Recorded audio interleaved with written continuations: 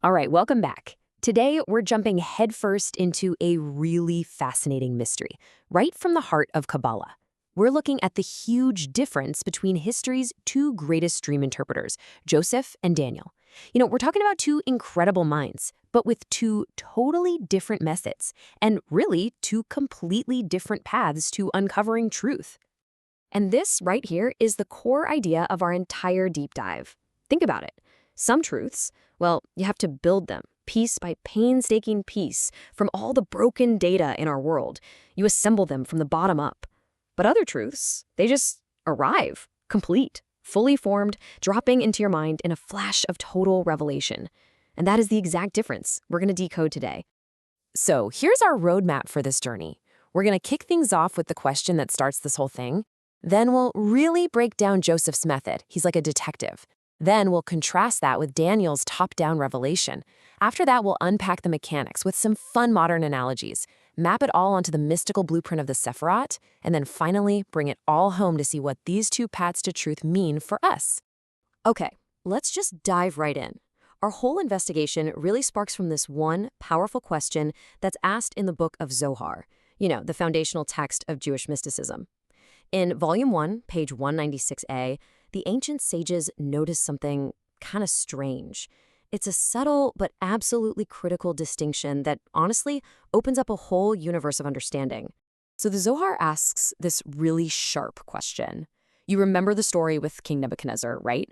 He has a dream, forgets it, and then demands his advisors tell him both the dream and what it means. And unbelievably, Daniel pulls it off. So the Zohar asks, okay, so wait a minute.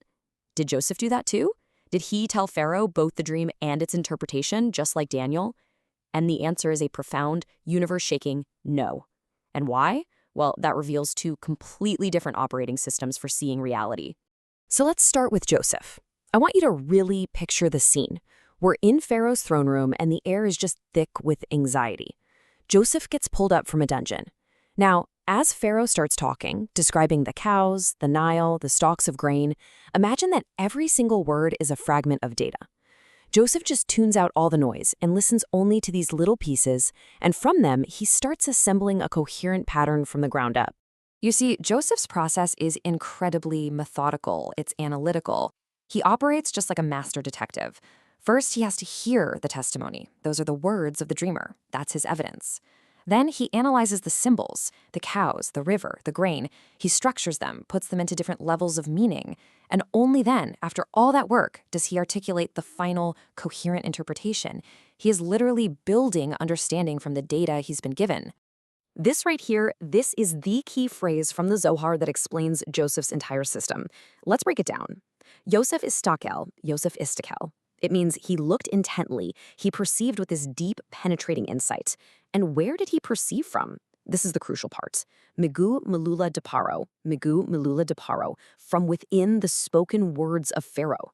His entire data stream, his only source of information, is the articulated speech of the dreamer. He needs the output to reverse engineer the input. And this brilliantly illustrates the spiritual physics of how Joseph works. The great Kabbalist Rabbi Isaac Luria, the Ari, explains this. All dreams follow the mouth. What does that even mean?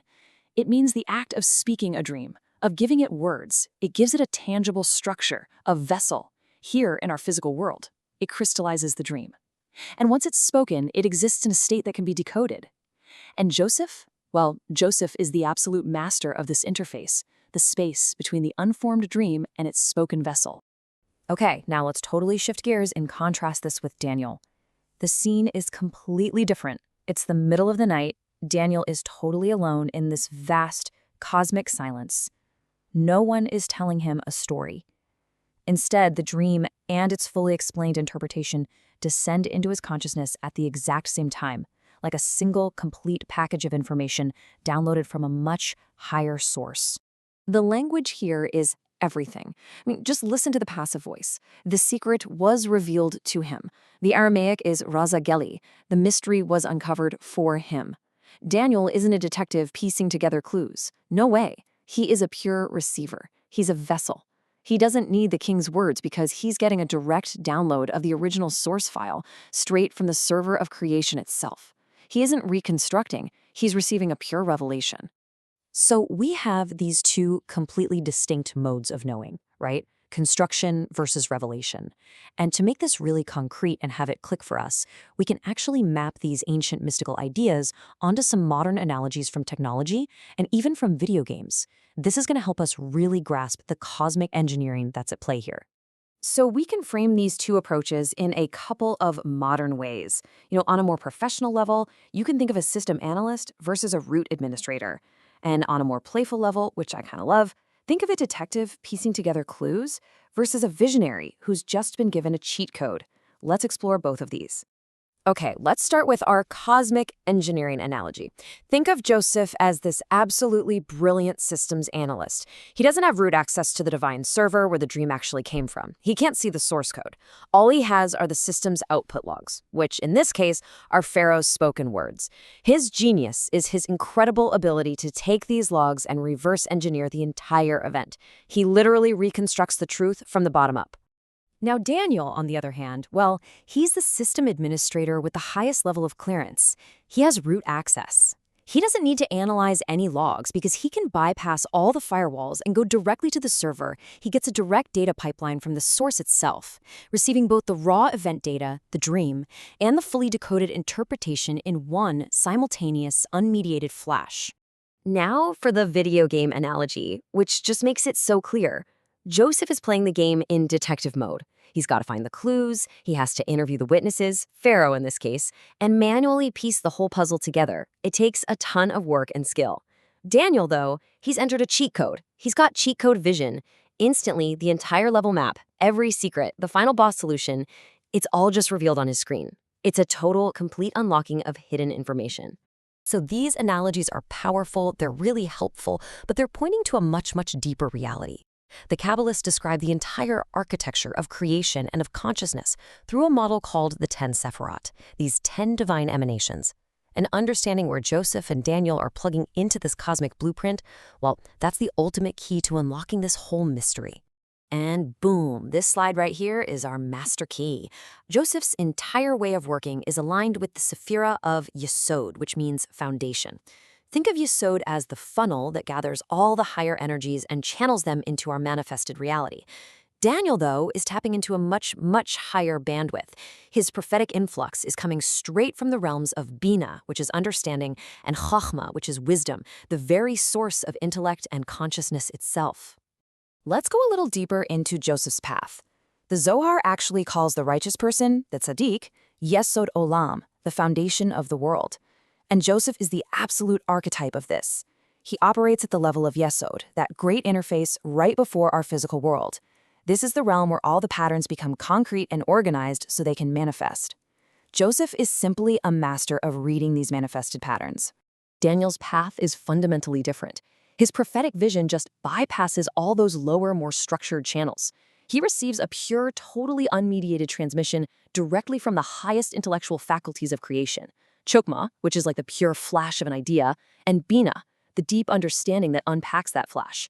He's getting the information before it has been filtered down, before it's been fragmented into pieces.